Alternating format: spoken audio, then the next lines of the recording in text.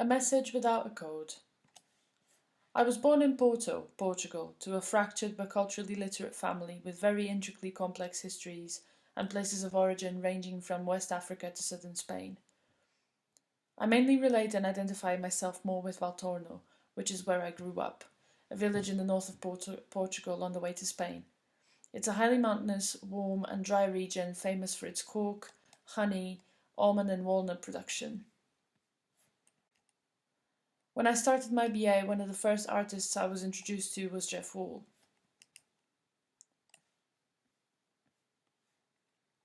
Getting to know his work was the most significant stepping stone in my career as an artist. It is when I first found myself hearing about the difference between the signifier and the signified, and the importance of detail in the image. I found his work to be accessible despite the layered topics and subject matter he approached. I enjoyed the display of versatility within the medium whilst honouring its relationship with painting.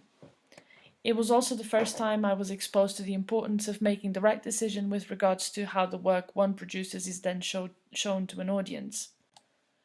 Photography's relationship to other mediums was from then onwards a point of interest of mine and my practice, and one I often returned to.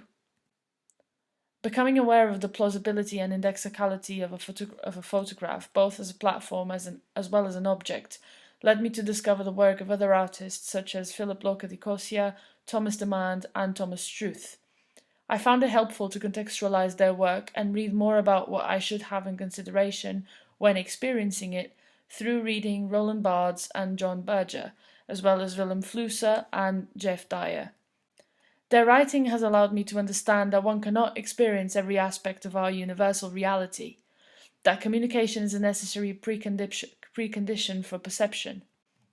The themes of the postmodern, disillusionment, loneliness, and a tentative approach to the reassessment of tradition laid the foundations for the work I would go on to produce, which was both idiosyncratic in the sense that it was all very much a representation of the effect these themes had on my emotions and psyche, but also critical and open to interpretation, just enough so that the people experiencing it could project their own conclusions onto it.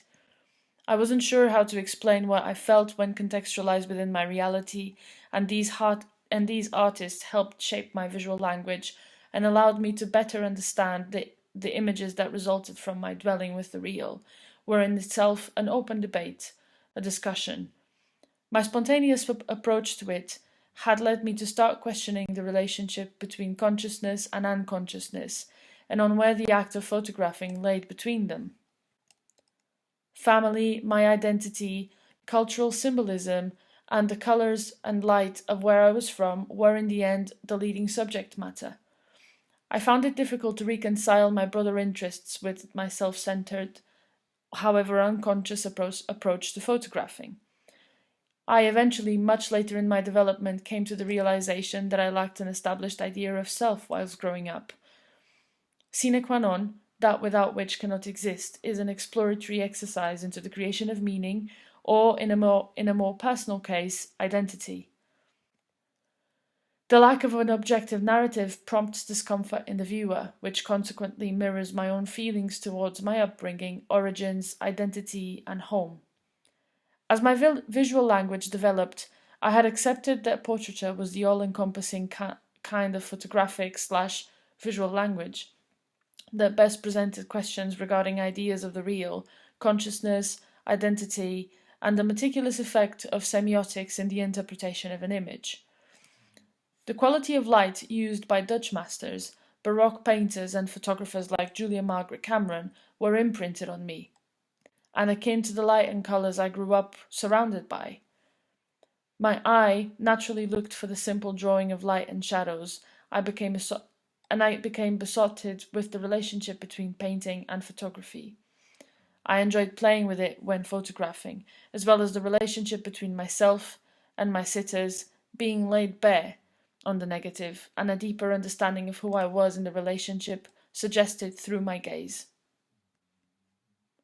When the Taylor Wessing Portrait Prize was still worth paying attention to, I came across Martin Palaki's work, which suggested precisely what I had been flirting with, even if indirectly and perhaps not very successfully for all these years. That is the ability of an image that an image has to mislead the mind, and how clever he was at playing that game of associations. Just like John Berger's Man with a Horse, by placing seemingly unrelated images next to each other, he invites the viewer to actively participate in the narrative. In complete contradiction to the idea that everything in an image is of consequence and entirely intrinsic, necessary premise to one's interpretation and experience of it, Martin Polaki's work demonstrates how sometimes a picture is whatever you want it to be.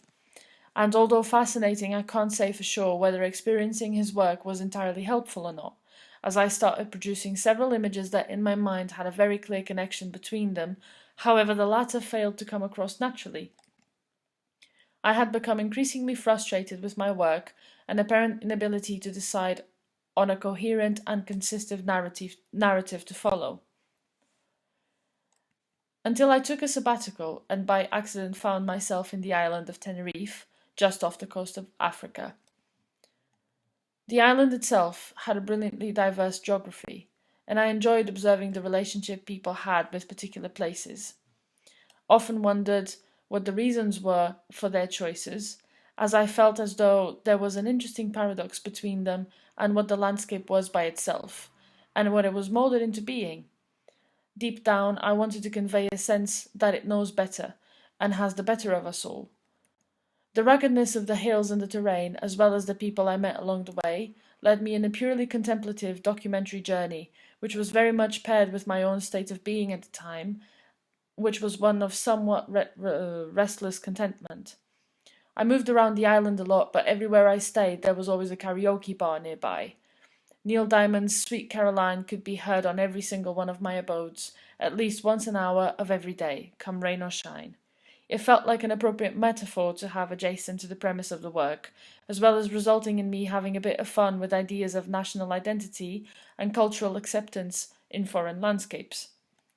Since my own perspective on things was very much the vehicle through which the work came to be, and having learned from Uncle Bards and Uncle Berger, I felt like having text adjacent to the images would lead them in a particular direction, thus emphasizing the idea of a manufactured, packaged reality, cleverly sold to the masses who migrated, rather like swallows in search of a home in a hotter country.